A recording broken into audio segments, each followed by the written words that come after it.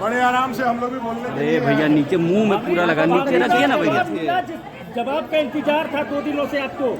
जवाब झारखंड का निरुत्तर रह गया। झारखंड के लोगों के सवालों का जवाब निरुत्तर रह गया। सिर्फ और सिर्फ राजनीतिक नौटंकी करके माननीय मुख्यमंत्री जी चले गए। जो वायदे 2019 में उन्होंने किया था और जिसके दम पर आए थे चुन करके, फिर उन्हीं वायदों को पोस्ट डेटेड चेक के साथ जनता को बेवकूफ बनाने के लिए देने का काम किए।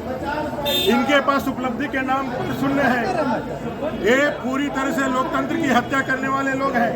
5 लाख बेरोजगारों को रोजगार देने के वायदे पर इन्होंने क्या कहा? कुछ नहीं कहा।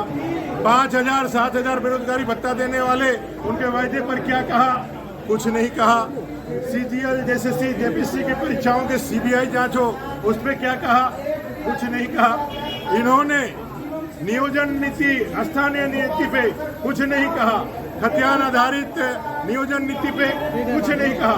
इन्होंने अनुबंध कर्मी, चाहे वो मनरेगा कर्मी हो, चाहे सहायक पुलिस कर्मी हो, चाहे फिर हमारा पोषण सखी हो, सहिया कर्मी हो, पारा शिक्षक हो, ऐसे कंप्यूटर ऑपरेटर से लेकर के संविदा और अनुबंध कर्मियों के बारे में इन्होंने कुछ नहीं कहा। हम लोगों ने पूरे झारखंड प्रदेश के विषयों को लेकर के उनके सामने रखा था, लेकिन मुख्यमंत्री हम लोगों ने कहा था कि वो भागेंगे, वो भाग गए और नेता प्रतिपक्ष को बोलने का ही मौका नहीं दिया। देश के अंदर इनके नेता प्रतिपक्ष राहुल गांधी जी को बोलने के लिए असीमित अधिकार चाहिए, लेकिन झारखंड में नेता प्रतिपक्ष को बोलने के लिए इनके पास 5 सेकंड बोलने के लिए क्या, जनता के सवालों को सुनने का उनके पास 5 सेकंड का भी दम नहीं है। इस सरकार ने तुष्टीकरण की पराकाष्ठा को पार करी। एक घुसपैठ बांग्लादेशी को जायज ठहराने के लिए ओपन मरांडी, दांदू हेम्ब्रम, इनकी ऊपर लाठीचार्ज और उनको मारने को जायज ठहराने के लिए ये कह रहे हैं कि भाई रांची, जमशेदपुर, बोकारो, धनबाद, यहाँ कैसे लोगों का जीवन बदल रहा है। बांग्लादेशी और झारखंडी भारतीय लोगों के अंतर इनको समझ में तुष्टीकरण के कारण नहीं आ रहा है। ये सरकार पूरी तरह से बौखलाहट में है, फेलियर है। सदन के अंदर नालायक शब्द का प्रयोग किया जाता है, और जब हम लोग कहते हैं कि इसकी जांच करें और नहीं सुनते हैं। संविधान की धज्जियां उड़ाई जाती है। जिस तरह से हमारे विधायकों को निलंबित किया गया जब सदन नहीं चल रहा था, उसके बाद भी उन्होंने सदाचार समिति को भेज दिया। जब हम लोगों ने पूछा किस आधार पर भेजा, तो उनके मुंह में दही जम गया। जब हम लोगों ने पूछा कि भाई आप बताएं किस नियम के आधार पर हम लोगों को निलंबित किया गया, उनके मुंह में दही जम गया। वो चाह रहे हैं, अपने मिथिलेश ठाकुर जो मंत्री हैं वो चिल्ला रहे हैं कि इनको बर्खास्त करो। बर्खास्त क्या, हमको फांसी में चढ़ा दो। लेकिन युवाओं के सवाल पर 5 लाख रोजगार आपने सदन के अंदर नहीं दिया कमिटमेंट करके, अब जाके जनता को जवाब देना होगा। 72,000 रुपये देने की बात की थी इन्होंने। 72,000 गुना 5 साल 3,60,000 होता है। 3,60,000 में आज 1,000 रुपया दे करके, और पहली बार विधानसभा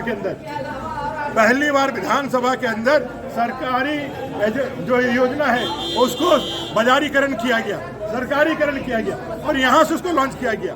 ये नमाज कच्छ बनाया गया।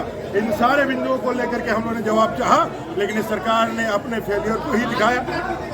हम लोगों ने इस स्पीकर को हटाने के लिए नोटिस दिया है। 158(1) कार संचालन नियमावली झारखंड के तहत इस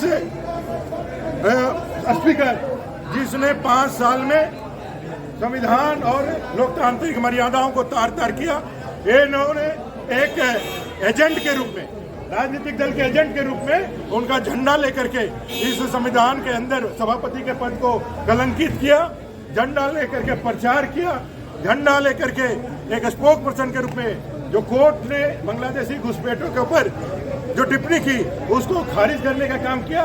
और आज भरी सभा में बैठ करके कई एक गैर कानूनी, गैर संवैधानिक उन्होंने कार्य किए। इन्हें इतने मतवाले हो गए हैं कि अपनी आवाज को छिपाने के लिए उनके पत्रकारों को भी अंदर नहीं जाने दिया, उनसे भी भेदभाव किया, उनको भी आवाज को दबाने का काम किया।